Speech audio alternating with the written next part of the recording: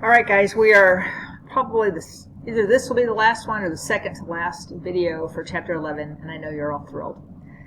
So what we're going to tackle here in the last part of Chapter 11 is how is agriculture currently organized geographically, right? And how does agribusiness, which we'll define in a little bit, influence the contemporary geography of agriculture? All right, so let's start with global agricultural patterns, because those are super important. Understanding agricultural patterns requires looking at more than just the location of the market, or how the land is used, or how transportation costs, like the ones von Thunen considered, play into this, because things have changed quite a bit. Those are not unimportant, but they are certainly one aspect of agriculture that we have to look at. You got to also consider where all these things are, right? So what kind of climate does a particular area have? What are their soil conditions, right? What is the technology that they're using? We'll look at how government plays a role in all of this, how socially the things that people say are normal, how that plays a role in it, and some of the lasting effects of history. And as you might be thinking while this is all going on, while we're talking about this, right, we're going back to some issues regarding core and periphery and semi-periphery, because those are things we have to consider as to whether or not a particular area can develop.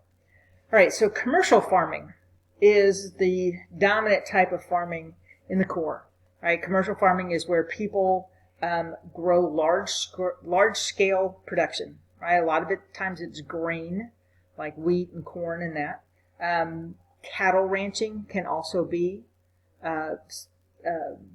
commercial farming, right? They use mechanized equipment and factory-type labor forces, right? And again, commercial agriculture is agriculture for profit, right? It's not subsistence where you're just trying to live, get by. This is for profit. Commercial agriculture dominates the core. It also can be found in the periphery and semi-periphery, but it's different, right? Core tends to be a company that owns it, right, that's making money for profit.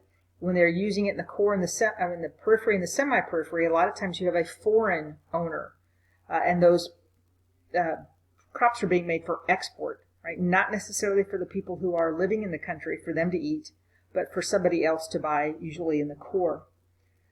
Commercial farming begins around the 18th, 19th centuries in Europe. And Europe used commercial farming to make itself a supplier of agriculture for most of the world. A lot of times, the raw materials that they used came from their colonies, right? They would take land, have the commercial agricultural production going on, take those raw materials back to the motherland, to the mothership, right? And then they would make something into that, manufacture it, and then move it back and sell it to their colonies, right? So let's go back and review a little bit. Taking of agriculture, right? That's a primary economic activity. Taking it back and then making something secondary economic activity. But in this case, the colonizer is making money on both, right? They are making money on the product that's being taken as well as the manufacturer. And then they're making money on the sale as well.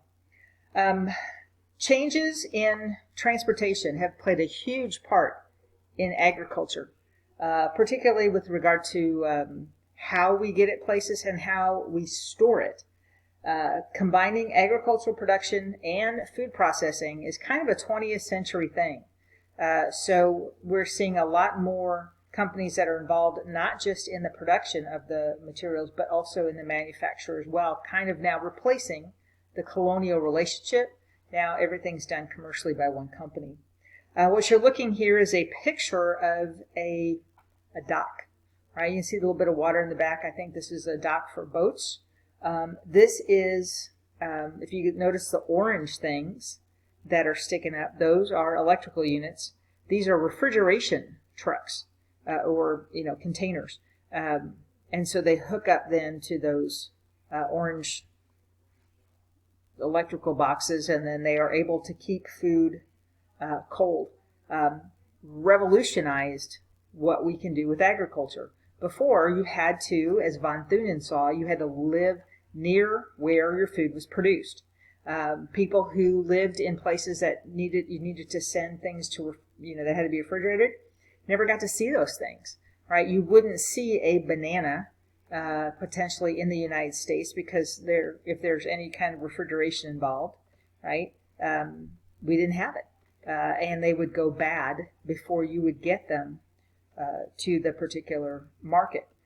In this case, let's say we're in New Zealand, of course. Let's say we're looking at kiwis, right? Well, kiwi fruit. Kiwi fruit, I don't know if it has to be refrigerated, but let's assume that it does, right? You wouldn't get kiwi fruit outside of New Zealand until such time as you could refrigerate it and then transport it, refrigerated all the way over to the United States. And then think too, what happens when we add in railroad, shipping, and airlines, right? We can get food in far more places, and now what used to be a local product now can certainly be a global market.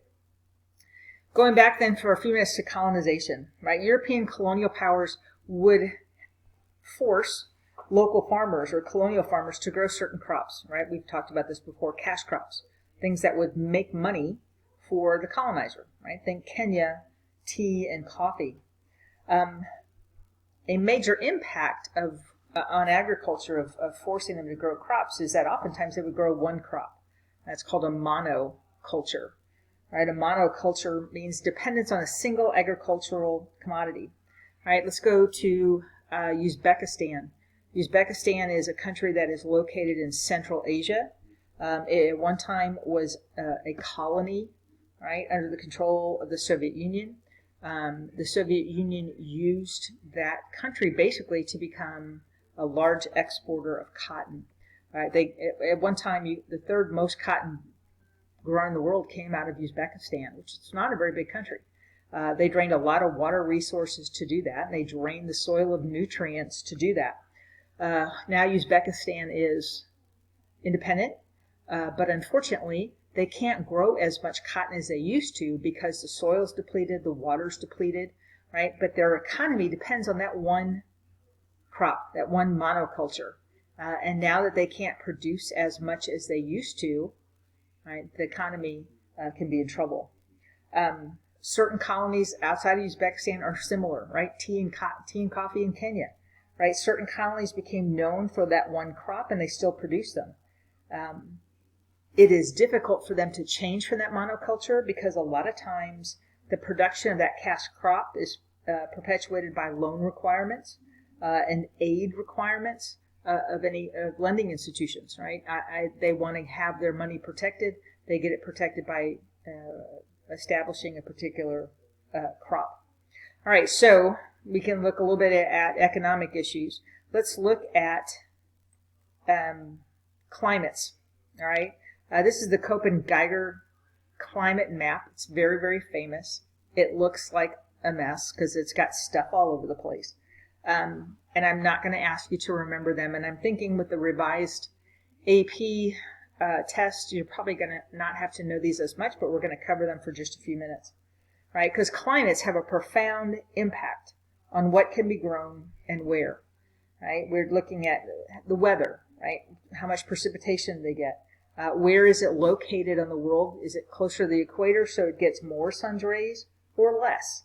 Right? So the absorption of sun's energy, rotation of the earth, circulation of the oceans, movement of weather systems, the jet stream, all produce climates that you see in this map. Right? If you live in a very arid climate, you cannot produce the same crops as you can if you live in a rainforest climate. Right, so it can the climate patterns have a profound impact on what you can grow and where. And this particular map shows you in different places what you can have. If you look at the United States map, because the United States, North America is has a very good climate for growing, and then you look at the next page and you look at Europe over here as well. Right, you see that they all have this humid, temperate climate. Right, they are in the middle latitudes. Right, again, latitude being the lines that go from east to west. Right, middle latitudes up here in the north, and then let's go back for a second. right? Down here in the south as well, right? In these middle latitudes of the south, produce some really good climates for agriculture. So if you're here in the rainforest, right, there's only certain things you can grow. If you're here in the desert, there's a lot of things you can't grow, right? So maps are incredibly important. This map plays into the next map, which is the map of agriculture, right? And it shows again where a lot of things are done, and it kind of ties in the correlation between climate and agriculture. And it also kind of reflects von Thunen a little bit, even though von Thunen's map is not as appropriate as it was anymore, or as it used to be. But you can kind of see, right? Here we have dairying. That's the inner circle of von Thunen, right? Dairy and perishable items, right? Where's most of our population? Oh, it's right here, right? So where are we going to have that first ring? Very close by, right? As you move down here into the middle latitudes, remember we're going to skip the forest ring and move into the next one. You've got mixed livestock and crop, right? This is where a lot of grains are produced. Grains are also produced here in the next level. And then finally you get to the drier areas and you're going to see more and more livestock, right? Land expensive here, less expensive as you move out, and even less expensive in this area as well. So if you have a big thing like livestock, you want to go to land that's not really well suited for agriculture as much, but land that is much more suited for the production of livestock. So drier areas rely on livestock ranching. A little more rain, you get grain. Even more rain, you're going to have, fruit, dairying, and things like that. Right? So you have to look at both environmental and social variables to understand all of that. The last thing we're going to talk about, I think, before we run out of time, are cash crops and plantation agriculture. Right? In plantation agriculture in the United States, we have a very bad association with the word plantation, but it's going to be a little different the way it's used in geography. Plantation agriculture describes plantation systems with large cash crops grown on large estates. Right? In the United States, we associate plantation with slave labor. Not to say that in other places around the world, people don't use slave labor in plantations, but it's not, you got to disassociate it from the way we think about it in the United States. But think of it more plantations, large crops, large estates. Plantation agriculture is kind of a legacy of the colonial period, right? Colonial countries pushed plantation-style agriculture, right? And they took away good land that would be available for subsistence farmers. So subsistence farmers have to necessarily participate on plantation agriculture and then go home to not so great smaller plots of land to take care of their families. The legacy of that is a lot of these countries, like we just looked at, in other areas, are locked into a type of plantation farming or cash crops because they need it to support their country. They maybe can't compete, again, because a lot of these peripheral countries are former colonial countries, and they can't compete because they don't have the development, the technology, and the money to compete with bigger countries. But these colonial legacies kind of still push these poorer and often tropical countries to have this level of plantation farming with subsistence farming. Right? A lot of times those crops will include things like bananas and sugar, coffee, rubber, cocoa. And those companies, again, are organized by foreign companies. And those foreign companies sometimes have presence in the political realm, as we saw with the fruit companies in Central America, right, overthrowing governments to make sure that they have one that's friendly to the United States and friendly to them as well. All right, I'm going to end this one, and we're going to pick up in the next one with livestock ranching. See you in a little bit.